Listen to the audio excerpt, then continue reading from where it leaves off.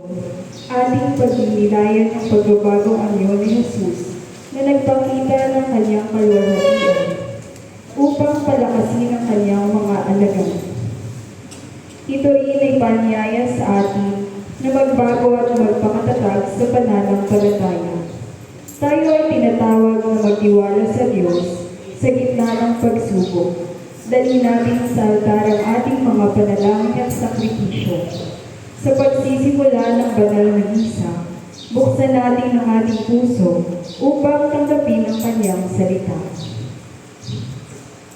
Sa bawat panalangin, ating pong isama sa ating mga panalangin ang mga nagdiriwang at nagdiriwang ng kanilang kaarawan na sina Melanie Zelda, Lowelyn Lopez, Lovelyn Magkaran, Lilet Labosta, Milet Ricanya, Leia Saludes, Arlene Ricanya at Catherine Salas. Magsitayo po tayong lahat at ating awitin ng pambungad na awit.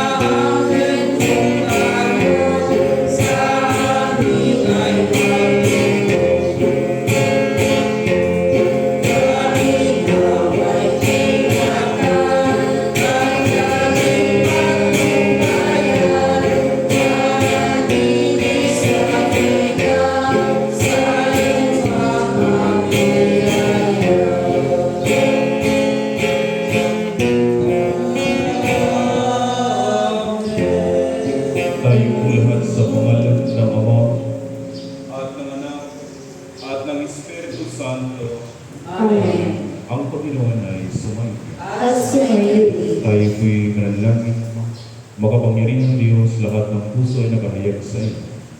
Lahat ng nasa kahangarin ay nababatid mo at walang lihim na nalilingit sa iyo.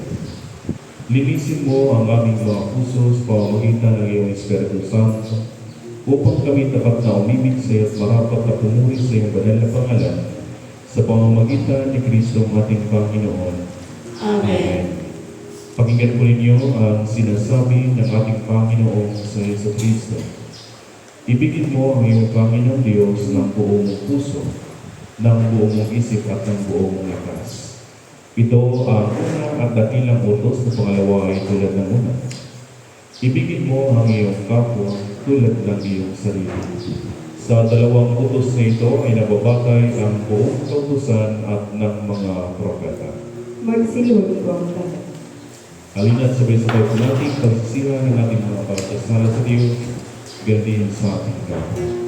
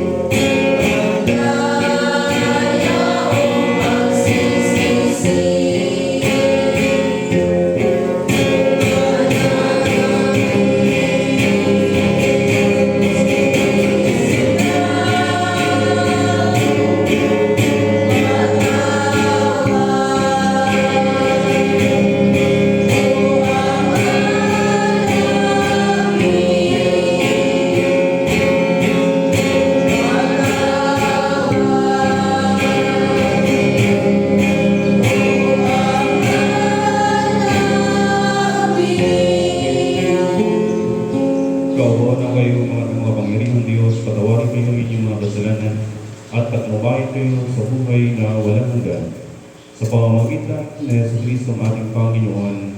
Amen. Magsitayo po ang lahat. Panginoon, maawa ka. Panginoon, maawa. Panginoon, maawa ka. Panginoon, maawa. Kristo, maawa ka. Kristo, maawa. Kristo, maawa ka. Kristo, maawa. Panginoon, maawa ka. Panginoon,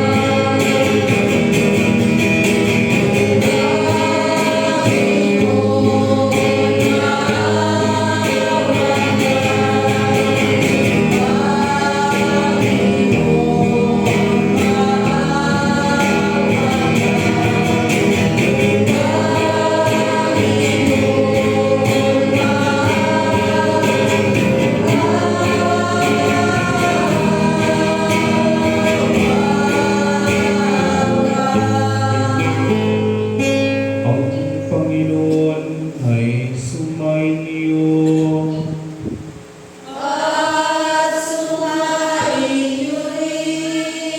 Tayo'y manalangin. Pinakamamahal naming Ama, ipinag-utos mong pakinggan namin ang iyong minamahal na anak. Ipinagkaloob mong mapagnilay-nilay namin ang iyong mga aral upang sa pagsunod namin ng iyong kalooban ay luminis ang aming isipan at matamo ang iyong kaluwalhatian. Alang-alang sa iyong anak na si Jesucristo aming Panginoon, na nabubuhay at naghaharing kasama mo at ng Espiritu Santo, isang Diyos ngayon at magpakailanman.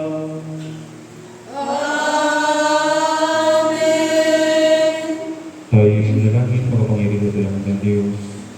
Sa pagsasagawa po namin itong pangalawang linggo ng Kwaresma, kami nanalangin sa iyo na naway patuloy mong patnubayan ang bawat isa sa amin sa paglalakbay namin sa buhay na ito. Ganoon din po, salamat para sa lahat ng biyaya, lalo-lalo na ang biyaya ng buhay. Ganoon din po sa aming mga kapatid na ngayon nag-iriwang ng kanilang mga kaarawan.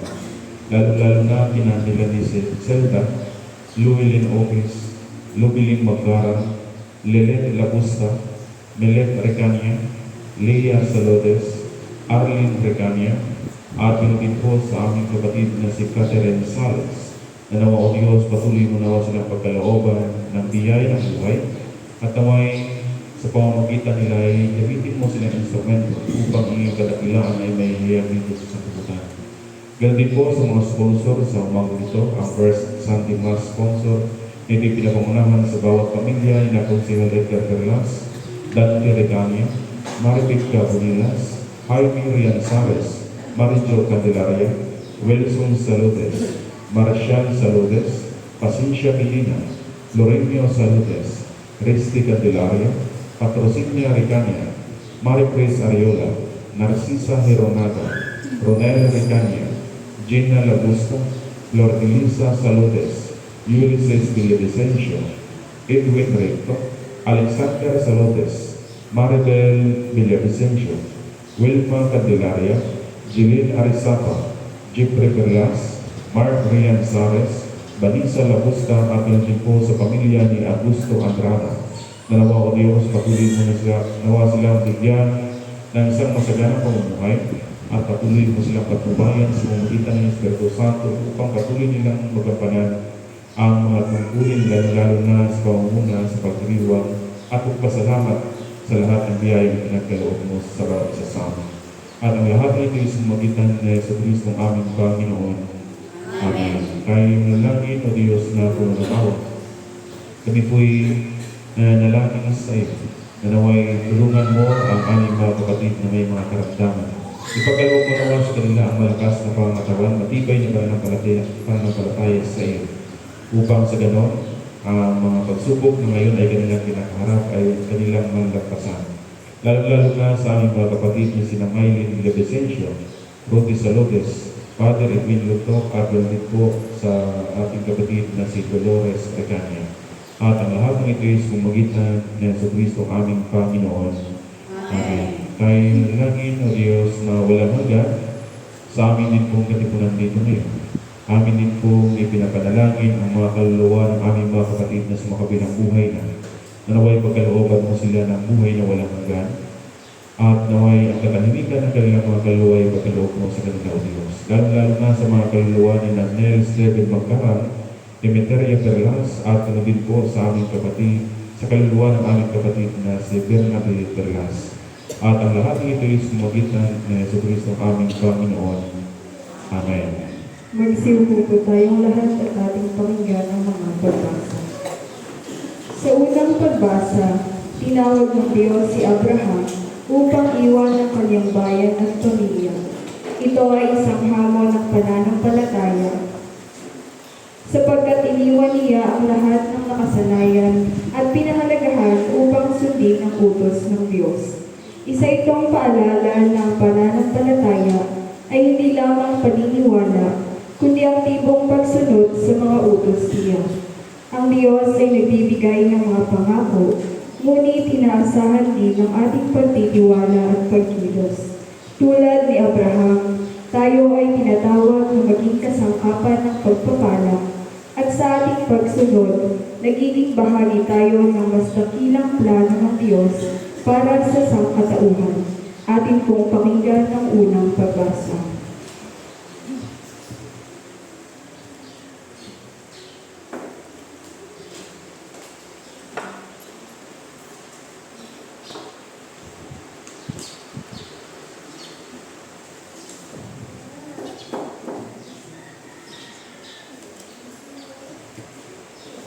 Ang unang pagbasa ay mula sa aklat ng Genesis, Kabanata 12, nagsisimula sa talata 1 hanggang talata 4. Sinabi ni Yahweh kay Abraham, "Lisanin mo ang iyong bayan, ang tahanan ng inyong ama at mga kamag-anak, at pumunta ka sa bayang ituturo ko sa iyo. Pararamihin ko ang iyong mga kamag-anak at apo, at gagawin kong isang malaking bansa. Pagpapalain kita, at magbabantog ang inyong pangalan at magiging pagpapala sa marami. Ang sa iyo'y magpapala ay aking pagpapalain. Ngunit kapag sinumpa ka, sila ay aking susumpain. Ang lahat ng mga bansa, pihong ako'y hihimugin. Tulad mong pinagpala, sila ay pagpapalain din." Sumunod nga si Abraham sa utos ni Yahweh. Nilisan niya ang haran noong siya 75 taon. Ito po ang salita ng Panginoon. Salamat sa Diyos.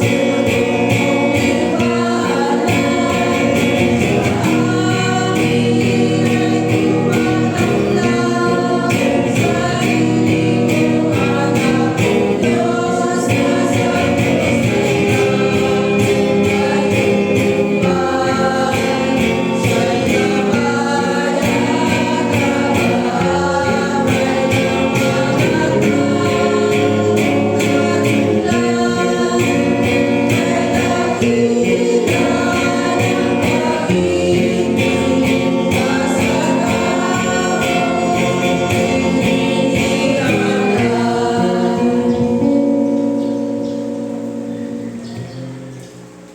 ikalawang pagbasa, ipinapakita na si Abraham ay tinuturing na matuwid, hindi dahil sa kanyang mga gawa, kundi dahil sa kanyang pananampalataya sa Diyos. Ang katuwiran ay hindi gantimpala sa mabubuting gawa, kundi kaloob ng Diyos sa mga nagtitiwala sa Kanya. Ito ay paalaala na ang tunay na kaligtasan at katuwiran ay nagmumula sa pananampalataya at hindi sa pagsunod lamang sa kautusan. Atin pong pakinggan ang ikalawang pagbasa.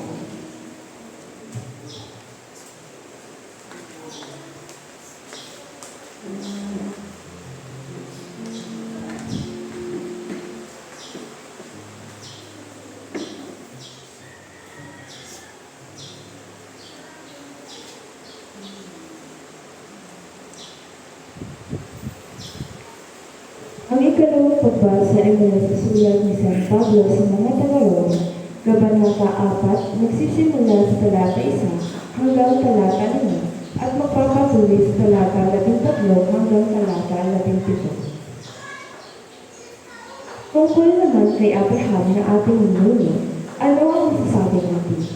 Ano ang kanyang karanasan tungkol sa mga bagay na ito?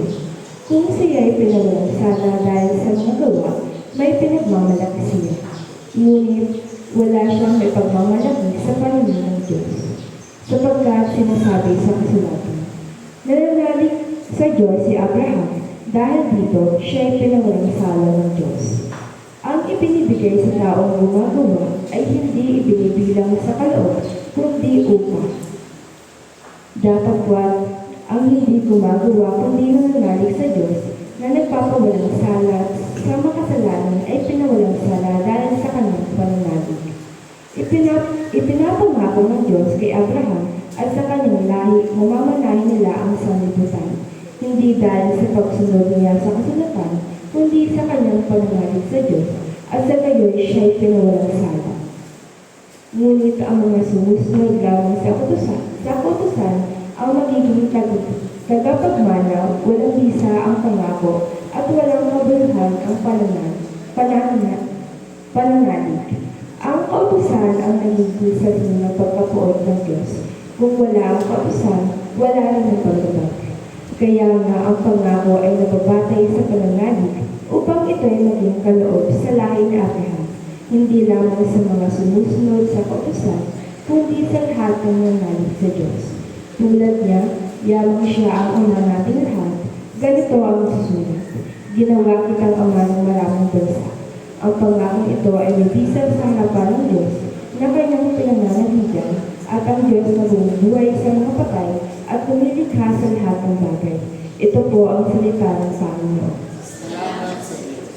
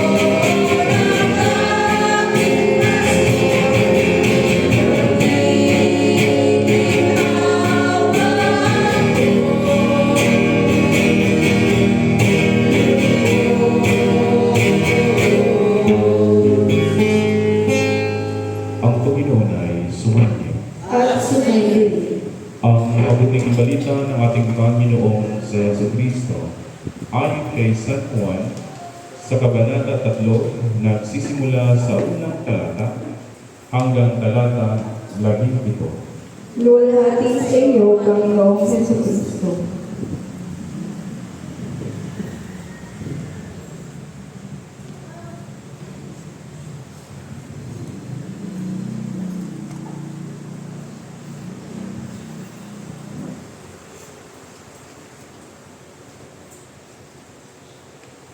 May isang Pariseo at pinuno ng mga Hudyo na nagngangalang Nicodemo. Isang gabi, siya ay nagsadya kay Jesus. Rabay, aniya, nalalaman po namin kayo isang gurong mula sa Diyos, sapagkat walang magagawa ng mga kababalaghang ginagawa ninyo maliban sumasa Kanya ang Diyos. Sumagot si Jesus, sinasabi ko sa inyo, maliban na ipanganak na muli ang isang tao, hindi siya paghaharian ng Diyos. Paano kung may ipanganak na muli ang isang tao kung matanda na siya? Makakapasok pa ba siya sa sinapupunan ng kanyang ina para ipanganak muli? Tanong ni Nicodemo. Sinasabi ko sa iyo, ani Jesus, maliban na ang tao ay panganak sa tubig at espiritu, hindi siya paghaharian ng Diyos. Ang ipinanganak ay sa laman, at ang ipinanganak sa espiritu ay ipinanganak, at ang ipinanganak sa espiritu ay espiritu. Huwag kayong magtaka sa sinasabi ko sa inyo. Lahat ay kailangang ipinanganak na muli. Umiihip ang hangin kung saan ibig, at naririnig ninyo ang ugong nito. Ngunit hindi ninyo alam kung saan nanggagaling at kung saan naparoroon. Gayon din ang bawat ipinanganak sa espiritu. Paano kung mangyayari ito? Tanong ni Nicodemo. Sumagot si Jesus, guro pa naman kayo sa Israel, ay hindi ninyo naunawaan ang mga bagay na ito. Tandaan ninyo, ang aming nalalaman ang sinasabi namin, at ang aming nasaksihan ang pinatotohanan namin. Ngunit hindi ninyo tinatanggap ang aming patotoo. Kung hindi ninyo pinaniniwalaan ang sinasabi ko tungkol sa mga bagay sa sanlibutan ito, paano ninyo paniniwalaan kung ang sasabihin ko'y tungkol sa mga bagay sa langit? Walang umakyat sa langit, kundi ang bumaba mula sa langit, ang anak ng tao. At kung papaanong itinaas ni Moses ang ahas doon sa ilang, gayon din naman, kailangan itaas ang anak ng tao upang ang sino mang sumasampalataya sa Kanya ay magkakaroon ng buhay na walang hanggan. Gayon na lamang ang pag-ibig ng Diyos sa sanlibutan. Kaya binigay niya ang Kanyang bugtong na anak upang ang sumasampalataya sa Kanya ay hindi mapahamak, kundi magkakaroon ng buhay na walang hanggan. Sapagkat sinugo ng Diyos ang Kanyang anak hindi upang hatulang maparusahan ang sanlibutan, kundi upang iligtas ito sa pamamagitan niya. Mga kapatid, ang mabuting balita ng ating Panginoong sa Jesucristo. Papuri sa iyo, Panginoong Jesucristo. Magsipo po ang lahat at ating pakinggan ang mga pangalan. Sa pangalan ng Ama at ng Anak at ng Espiritu Santo. Amen. Magandang umaga po sa ating lahat, mga kapatid. Welcome po sa ating pagdiriwang ng banal na misa para sa ikalawang linggo ng panahon ng Kwaresma. At napaka-pamilyar yung ating banal na ebanghelyo sa umaga dito. Sa ebanghelyo ni San Juan, sa Kabanata 3, sa talata 16 na sinasabi niya dito, gayon na lamang ang pag-ibig ng Diyos sa sanlibutan. Kaya ibinigay niya ang Kanyang bugtong na anak upang ang sumasampalataya sa Kanya ay hindi mapahamak, kundi magkakaroon ng buhay na walang hanggan. Mga kapatid, sa umagang ito Ang ating banal na ebanghelyo, ito'y patungkol sa pagkikipagtagpo ng ating Panginoong si Jesus doon sa pinuno ng mga Pariseo, ng isang Pariseo at pinuno ng mga Hudyo na nagngangalang Nicodemo. Isang gabi, pumunta si Nicodemo at nagtanong. Sabi niya, paano kaya? Sabi niya, Rabay, nalalaman po namin kayo isang burong mula sa Diyos sapagkat wala makagawa ng mga kababalaghang ginawa ninyo malibang sumasakanya ang Diyos. Ang concern ni Nicodemo ay kung paano may panganak pang muli ang isang taong matanda na. Yun yung kanyang concern. Pero point out ng ating Panginoong Jesus na ang kapanganakan na tinutukoy niya ay hindi physical, kundi spiritual. Kaya lamang, si Nicodemo ay hindi niya lubos maunawaan. Kaya sabi ni Jesus ay, pinuno pa naman kayo ng Israel. Siya pa naman yung pinuno ng mga Hudyo. Ngunit hindi niya naunawaan kung anong ibig sabihin ng ating Panginoong Jesus. Mga kapatid, sa umagang ito, minsan tulad din tayo ni Nicodemo.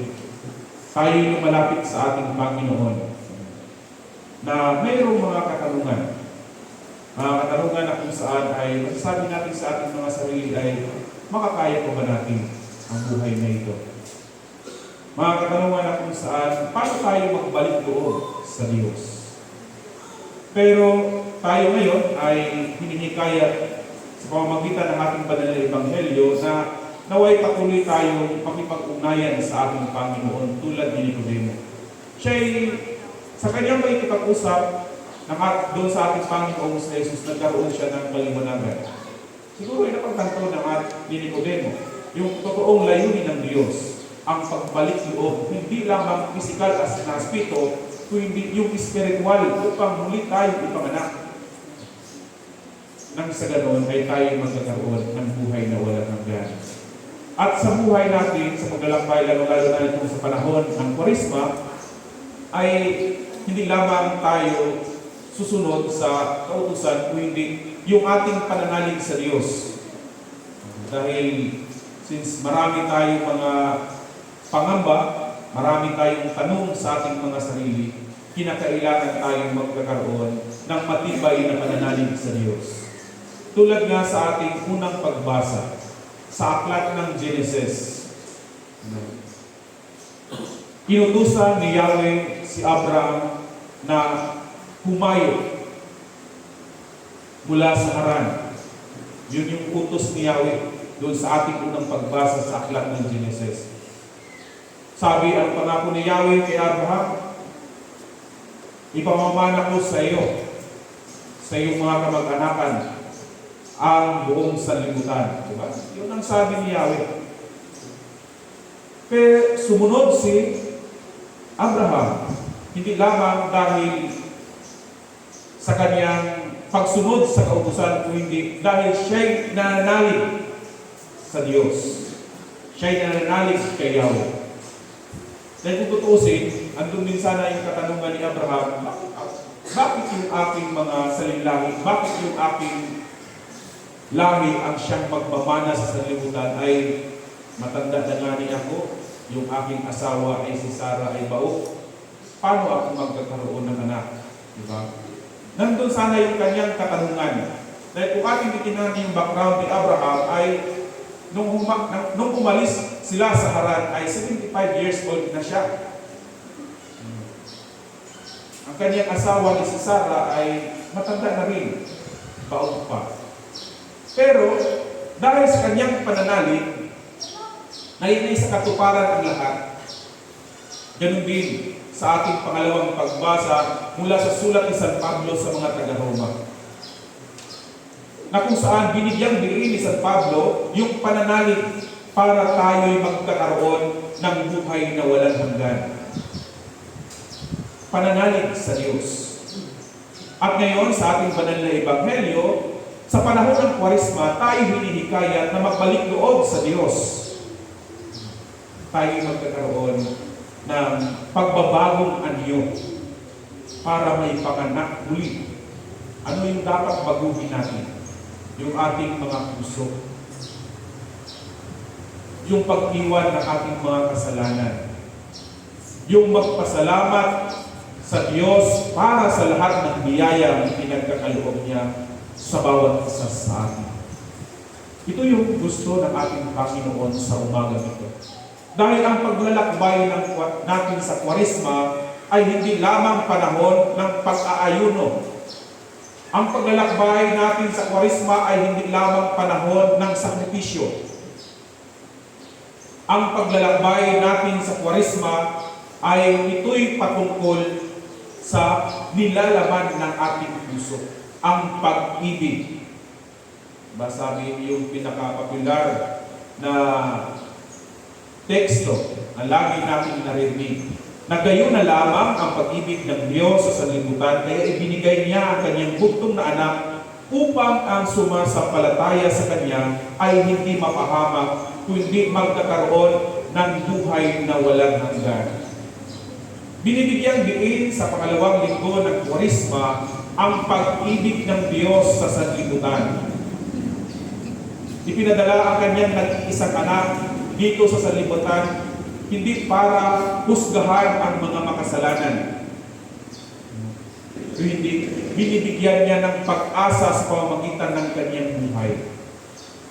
Kaya sa bawat isa sa atin na narito ngayon, sa pagdiriwang ito nating pangalawang linggo ng Kwaresma, hinihikayat tayo ng Diyos na wag lamang makikita tayo na sa panahon ng Kwaresma ay sinusunod natin yung tradisyon.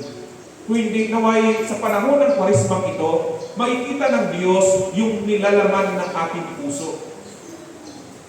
Wala ng galit, wala ng inggit, wala ng pagkawatak-watak, kundi ang pagmamahalan ng bawat isa nawa ang maipadama natin. Dahil walang silbi yung pagdiriwang natin ng Kwaresma kung hindi natin lubos na unawaan kung ano ang ibig sabihin ng Kwaresma. Baka akala natin puro lamang more on pag-aayuno. Makikita natin sa mga telebisyon kahit sa ating kapaligiran na more on sacrificing, pinapahirapan nila ang kanilang mga sarili para may pakita na sila'y nagbabagong anyo. Ngunit, yung kanilang kaloob-looban ay nandun pa rin yung galit, inggit, at hindi pagkakaunawaan. Kaya nga, tayo'y pinadala niya ang kanyang nag-iisang anak. Hindi para husgahan, hindi para hatulan, o maparusahan ang sanlibutan, kundi iligtas ito sa pamamagitan niya. Kaya sana sa atin, nasa paglalakbay natin sa buhay na ito, sa panahon ng Kwaresma, naway ang pagmamahala nawa ang siyang may isa katuparan at may isa sa buhay ng bawat isa. Huwag lamang yung Kwaresma ngayon. Hindi tayo makain ng lalo na pagmahal na araw. Hindi tayo makain ng karne. Diba? Ano po bagang bawal sa Kwaresma? Ha? Maliban sa karne. Ano ba? Hindi naman pinagbabawal. Ang sinasabi doon sa panahon ng Kwaresma ay kinakailangan tayong mag-abstain. Ibig sabihin, bawasan. Bawasan lamang. Ano po bagang bawal dito sa Marinduque yung panahon ng Kwaresma, mahal na araw? Ha? Ipang meron yung mga tradisyon sa inyo? Ha? Bawal sayawan. Bawal sayawan. Pero nag-bidyokihan naman. Diba? Huwag lamang tayong sumunod sa mga tinatawag nating tradisyon. Huwag lamang natin itong gawin dahil ito yung sinasabi ng mga matatanda. Kundi dapat yung ating gawin ay dahil tayo'y nananalig sa Diyos at bukal sa ating puso yung ating ginagawa. Paano pagkatapos ng Kwaresma? Tudo naman kain ng karne. Tudo naman sayawan. Diba? Balik naman tayo sa dati nating gawin. Kinakailangan dapat ay may tinatawag na patuloy na paggawa. Dahil pag ito'y nagmula sa ating puso, lilipas man ang isang season, ay tuloy-tuloy yung ating ginagawa. Dahil ito'y nagmumula sa ating puso. Ibig sabihin, na isa sa buhay natin yung itinuturo ng Diyos. Pero kung dahil tayo sinusunod lamang dahil ito'y tradisyon, pagkatapos ng panahon, lalo-lalo na sa panahon ng Kwaresma, ay balik na naman tayo sa dati nating anyo. Kaya sana sa umagang ito, sa ating pagtitipon nitong pangalawang linggo ng Kwaresma, naway tularan natin si Nicodemo. Patuloy yung pagkikipag-ugnayan niya sa Diyos upang sa ganon magkakaroon tayo ng kaliwanagan, kapanatagan sa ating mga puso, sa ating mga sarili. Ito yung sandata natin sa paglalakbay, hindi lamang sa panahon ng Kwaresma, kundi sa buhay natin ito. Ang patuloy na pakikipag-usap natin sa Panginoon at may padamanawa natin sa ating kapwa yung pag-ibig na mula sa Diyos. Kaya sana sa lahat ng narito ngayon, ang mensahe nawa ng Panginoon sa ikalawang linggo ng Kwaresma ay patuloy na maghahari sa bawat isa sa atin. Pagpalain tayo ng buong may kapal. Sa pangalan ng Ama, at ng Anak, at ng Espiritu Santo. Amen. Magsitayo po tayong lahat at ating sambitin ang sumasampalataya. Sumasampalataya kami sa isang Diyos amang makapangyarihan, na Lumikha ng langit at lupa, at ang lahat na nakikita at di nakikita. sumasampalataya kami sa isang Panginoong Jesucristo, buktong na anak ng Diyos, nagmula sa mga kaguan ng simula ang panahon. Diyos buhat sa Diyos, liwanag buhat sa liwanag. Diyos na totoo, buhat sa Diyos na totoo. Inianak hindi ilikha ang isa sa pagka-Diyos ng Ama. Sa pamamagitan niya ay nalikha ang lahat, na para sa ating mga tao at sa ating kaligtasan, ay nanawa siya buhat sa langit. Sa pamamagitan ng kapangyarihan ng Espiritu Santo, ay ipinanganak siya ni Mayong Beren na naging tao. Ipinako sa krus sa langalang sa ating mga panahon ni Poncio Pilato. Nagpakasakit na matay at nilibig, at muli nabuhay sa ikatlong araw sa katuparan ng mga kasulatan. Umakyat siya sa langit at nalulog sa kanan ng Ama, at muli darating na maluwalhati upang hukuman ang mga buhay at mga patay, at ang bahayag niya ay walang hanggan. Sumasampalataya tayo sa Espiritu Santo, ang Panginoon ay tagapagbigay ng buhay na nagbubuhay sa Ama. Sinasamba siya at niluwalhati kasama ng Ama at ng Anak. Nagsalita siya sa pamamagitan ng mga propeta. Nananalig tayo sa isang iglesyang banal, katolika at apostolika. Naniniwala tayo sa isang binyag sa kapatawad ng mga kasalanan. At hinihintay natin ang muling pagkabuhay ng mga namatay. At ang buhay na walang hanggan. Amen. Magsiluhod po ang lahat para sa panalangin ng bayan.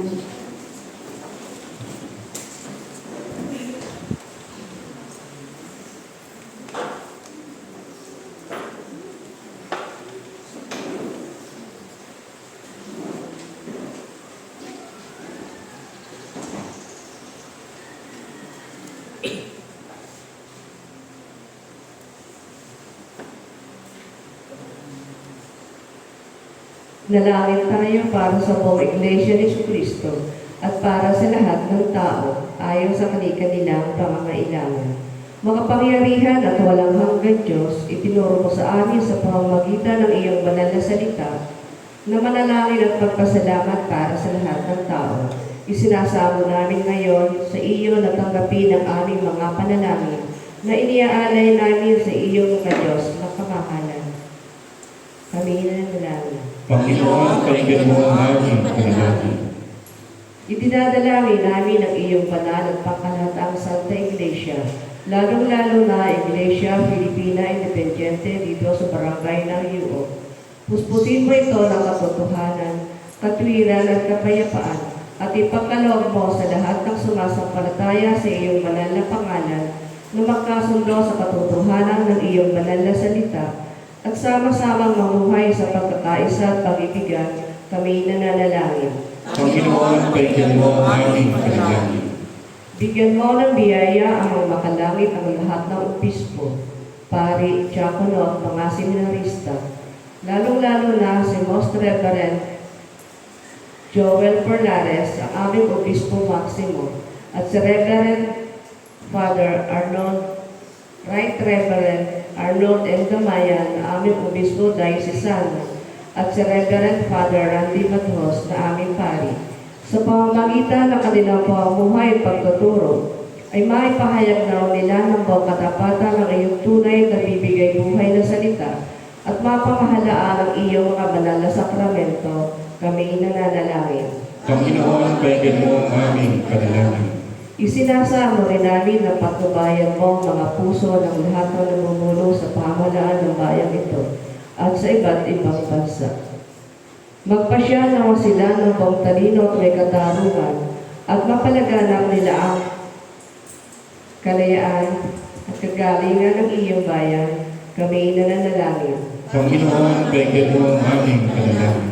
Sa sangkatauhan, ipagkaloob po ang iyong makalangit na biyaya, lalong-lalo na sa First Sunday Mass sponsor na sina Konsehal Edgar Perlas, Dante Ricanya, Maribig Gabunilas, Jaime Rianzares, Marijo Candelaria, Wilson Saludes, Marcial Saludes, Pasencia Medina, Florenio Saludes, Resty Candelaria, Patrocinia Ricanya, Marie Cris Ariola, Narcisa Heronaga, Ronel Ricanya, Gina Labosta, Flor de Lisa Saludes, Ulysses Villavicencio, Edwin Recto, Alexander Saludes, Maribel Villavicencio, Wilma Candelaria, Jelen Arizapa, Jeffrey Perlas, Mark Rianzares, Vanessa Labosta, and Augusto Andrada.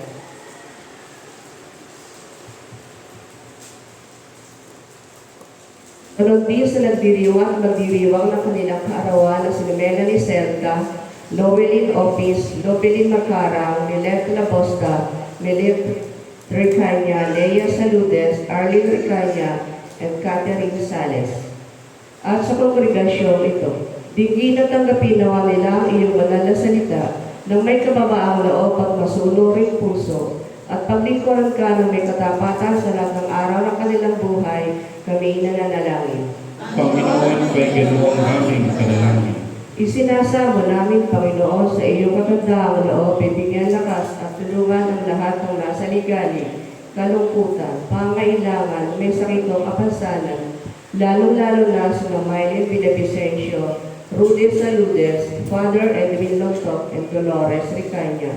Kami nananalangin. Panginoon, bigyan mo ang aming panalangin.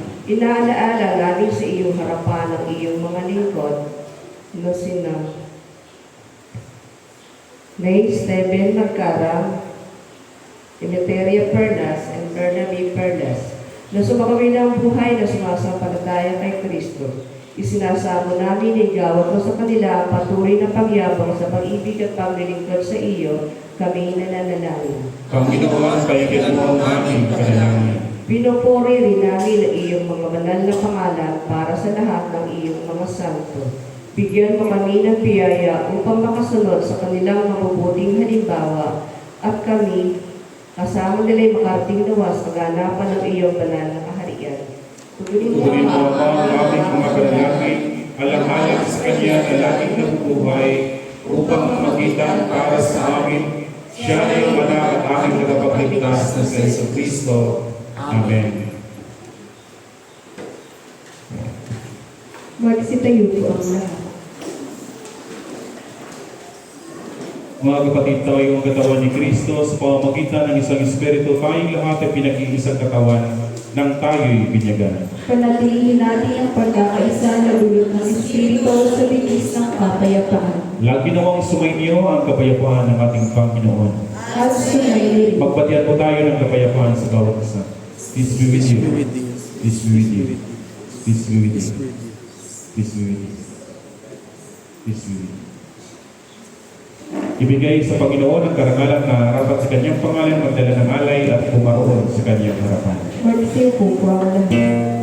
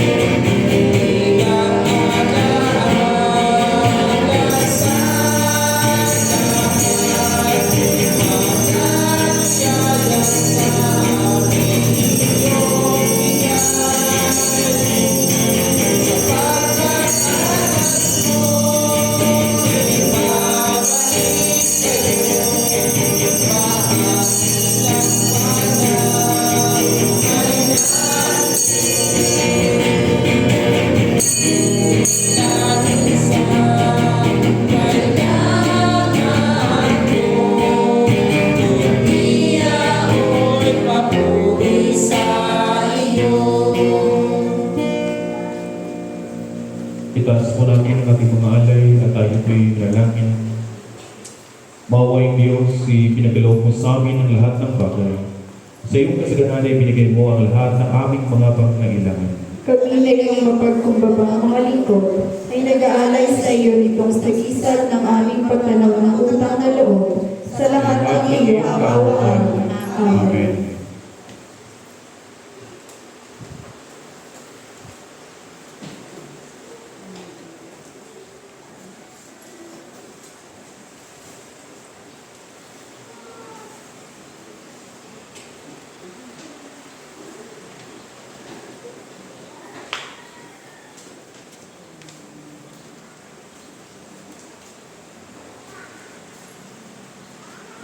Kayo po'y manalangin para sa tinapay. Walang hanggang Diyos, pinatubo mo ang butil at mula rito'y ginawa namin ang tinapay na ito. Iniaalay namin ito sa iyo upang sa amin ay maging tinapay ng buhay. Ipagkalooban mo na kami na tanggap ni Tuhan ang buklod sa bigis ng pag-iibigan. Amen.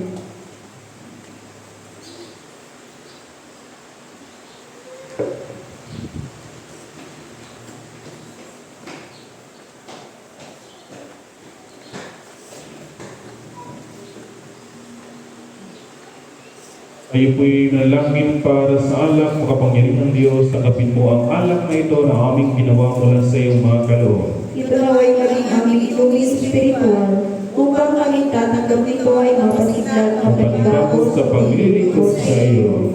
Amen. Amen.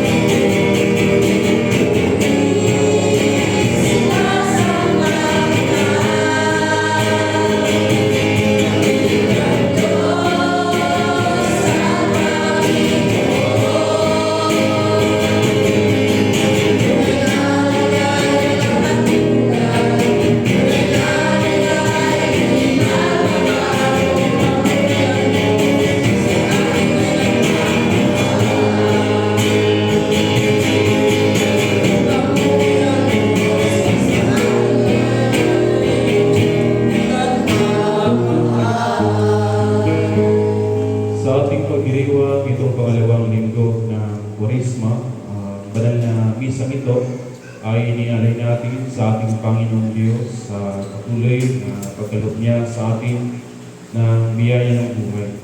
Nanaway sa lahat na nakiisa sa pagdiriwang itong Banal na Eucharistia, patuloy nawang ipagkaloob ng Panginoong Diyos sa bawat isa sa inyo ang inyong mga panalangin na inialay natin sa Diyos.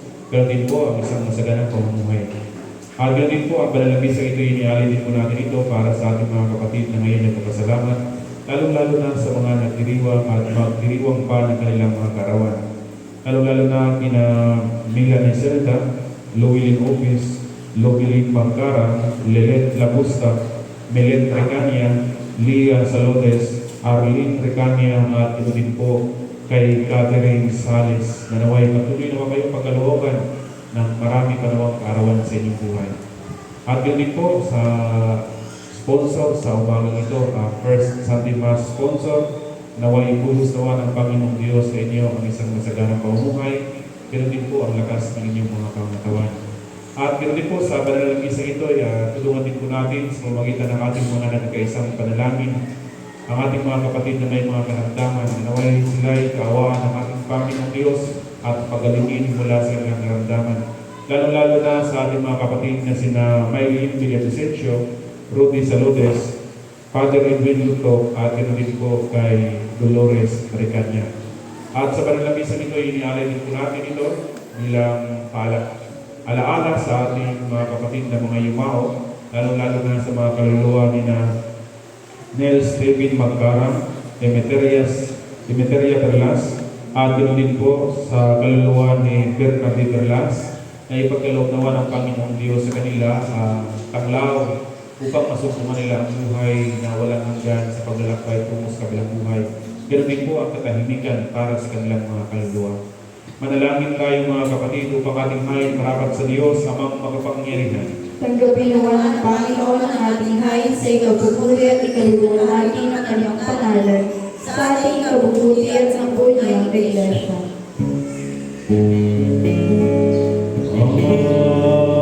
Ang kagandang loob ng Panginoon ay mananatiling walang hanggan sa mga may takot sa Kanya, at ang Kanyang pagmamatuwid sa salitsa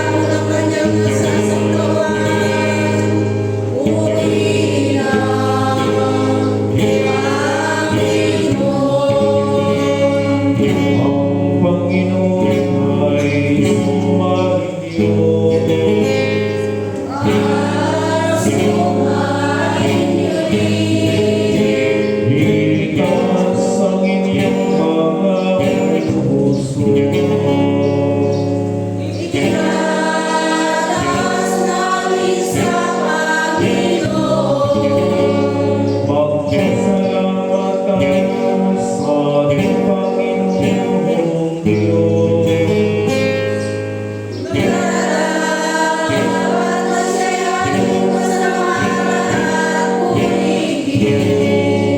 Tunay na marapat aming tungkulin at kaligayahan.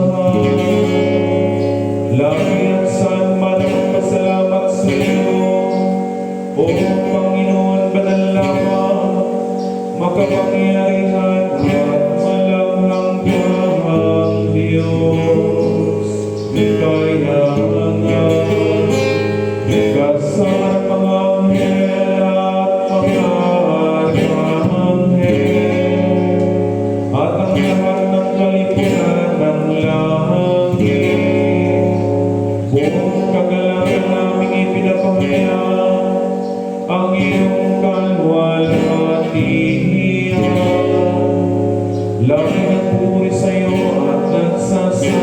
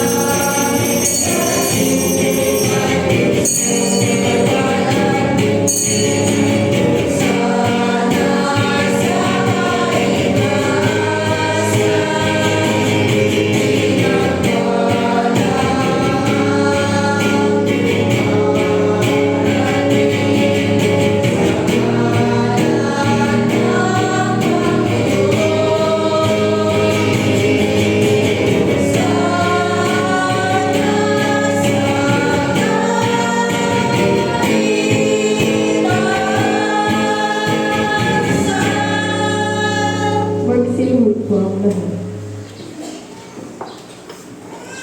Lahat ng kalwalhatian ay sa Diyos na mapangyarihan namang makalangit. Nang dahil sa iyong pag-ibig at kaawaan ay pinagkaloob mo ang iyong bugtong na anak na sa Jesucristo na maging tao na tulad namin. At danasin niyang mamatay sa krus para sa aming katubusan.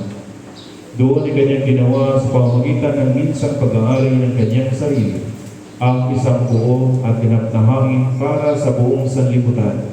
At kanyang itinadagat iniutos sa amin na ipagpatuloy isang pagulitas kanyang mahalagang kamatayan at hangin hanggang sa muli niyang pagdating. Sapagkat ng gabing siya'y pinagkanalo, ay kumuha siya ng tinapay. At nang siya magpasalamat sa iyo, ito'y kanyang piniraso at ibinigay sa kanyang mga alagad at sinabi, "Kunin, kanin, ito ang katawan na ipinagkaloob ko sa inyo, gawin niyo ito sa pag-alaala sa akin."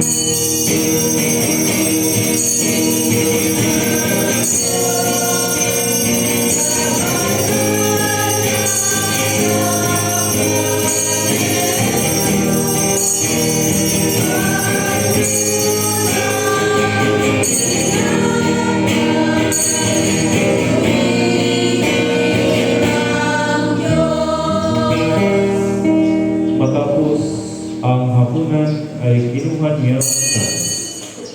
At nang siya magpasalamat, ito'y kanyang ibinigay sa kanila na sinabi, "Inumin niyo ito, kayong lahat. Sapagkat itong aking dugo ng bagong tipan ay binubuhos ko para sa inyo at para sa marami, sa ipagpatawad ng inyong mga kasalanan, kailanman at inumin niyo ito ay gawin sa pag-alaala sa akin."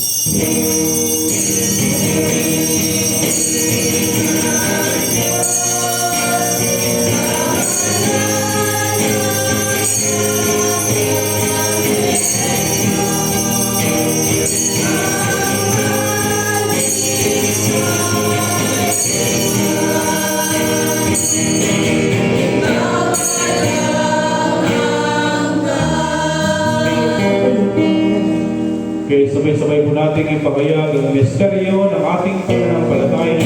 Si Kristo ay namatay, si Kristo ay muli nabuhay, si Kristo ay naligtas.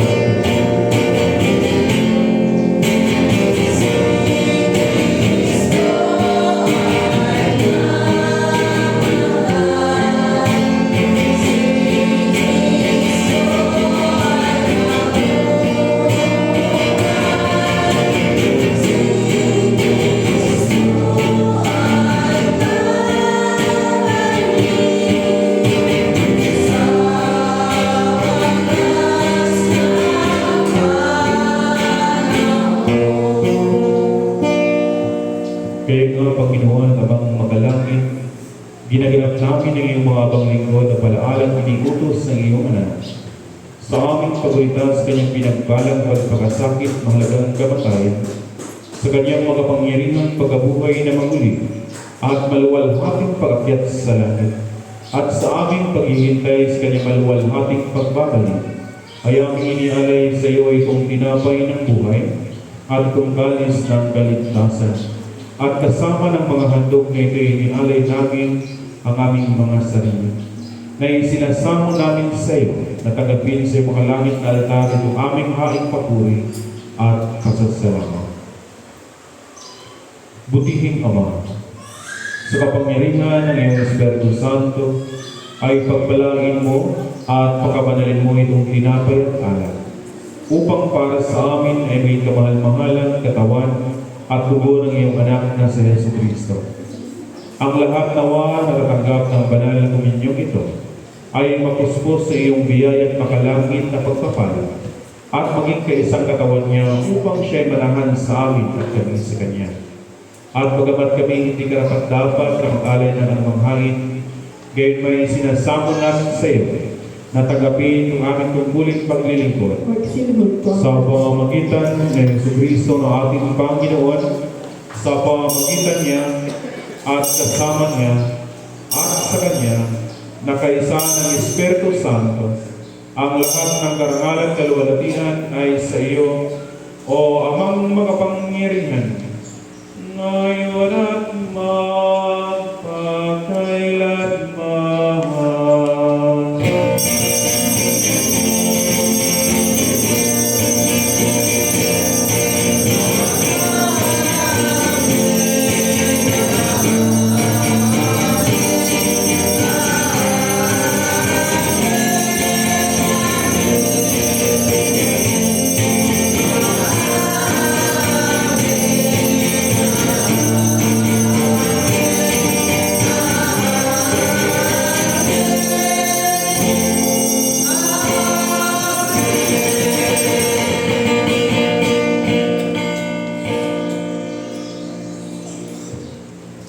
Magsitayo po ang lahat. At tulad ng itinuro sa akin ng ating kapagligtas na sa Yesu Cristo tayo lahat.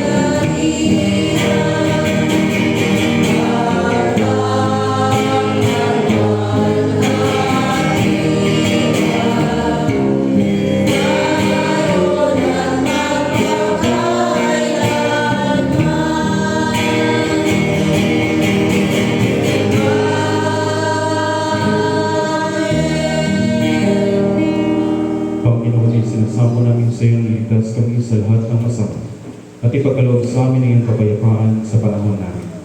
Sa tulong ng iyong awa ay layo kami sa pagkasal at iligtas sa ligalig. Sa pamamagitan ng iyong anak na si Jesucristo ang aming Panginoon, na nabubuhay at naghaharin kasama mo at ng Espiritu Santo ay isang Diyos, ngayon at magpakailanman. Amen. Cordero ng Diyos, kaya sa lahat.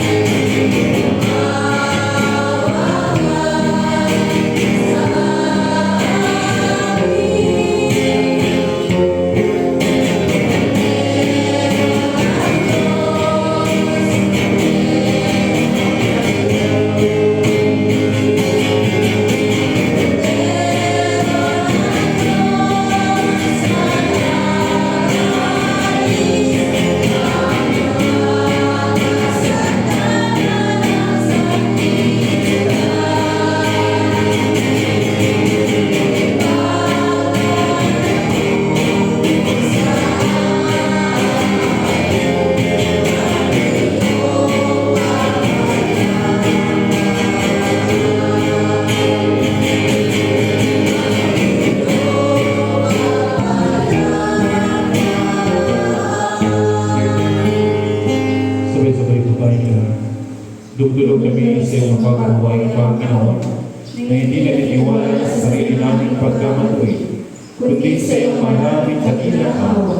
Hindi kami karapat-dapat na mapulot ng mga kumul sa ilalim ng iyong habag.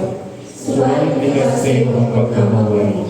Ipagkaloob mo sa amin kung ngayong butiking Panginoon, na aming tanggapin ang katawan ng iyong mahal na anak na sa Jesucristo, at inubin ang kanyang dugo, upang kami na binalakas ng inibago ng kanyang buhay, ay manahan sa kanya siya sa amin, magpakailanman. Amen.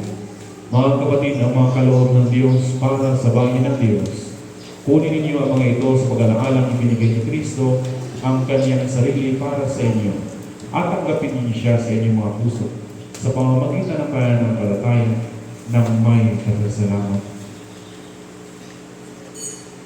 Ang katawan at dugo ni Kristo. Amen. Magsiyo po ang lahat at ating ihanda ang ating sarili para sa pagtanggap ng banal na komunyon.